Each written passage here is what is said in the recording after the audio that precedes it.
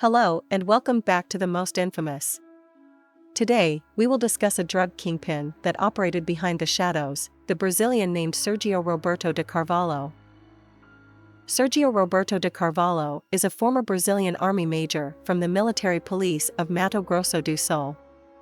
He moved billions of dollars in cocaine around the world, bought private jet companies to help transport shipments, and was a master at using convincing fake identities. The story of Sergio Roberto de Carvalho sounds like a film script. This Brazilian national, who was expelled from the army for drug trafficking and money laundering, has leapt from one country to another like an escape artist. Sergio had an immense criminal organization that had complex scheme for sending cocaine abroad. He had contacts from cocaine-producing countries in South America to buyers in Europe, including transporters in Brazilian territory. This is how the Brazilian police describe the network of this kingpin, appointed as the brain and leader of 6 cartels, some more focused on logistics, others on the export of narcotics by air, others on the transport of cocaine by sea, especially through ports of Paranagua, in southern Brazil, and Natal, in northeastern Brazil.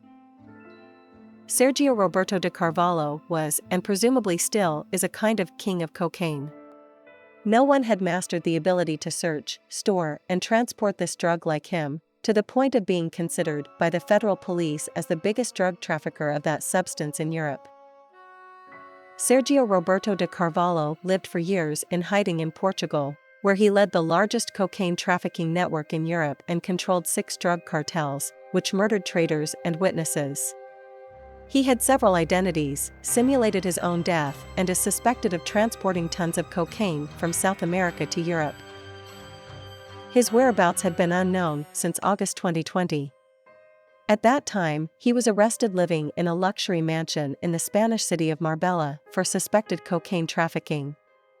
However, he was detained under the fake identity of a Surinamese national named Paul Wouter.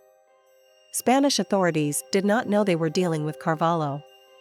After paying his bail, he faked his own death, sending a certificate to Spanish authorities, explaining that Wouter had died of COVID-19 and had been cremated. After Brazilian authorities notified Spain that Wouter was really Carvalho, attention fell on Portugal, who found numerous assets in the major's name.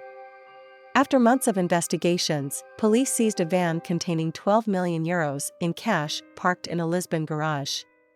It was believed this was the product of Carvalho's drug trafficking earnings from having lived up to 2 years in Portugal, prior to Marbella.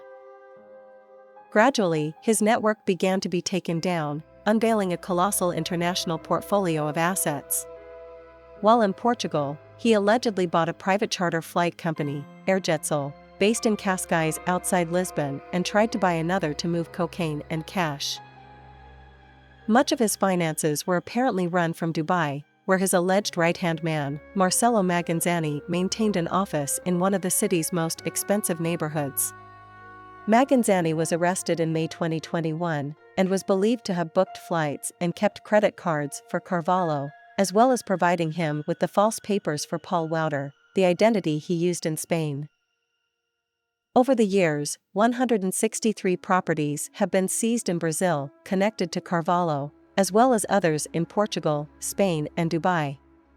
Alongside this, 37 planes, 70 cars, and millions of euros in cash have been seized on both sides of the Atlantic.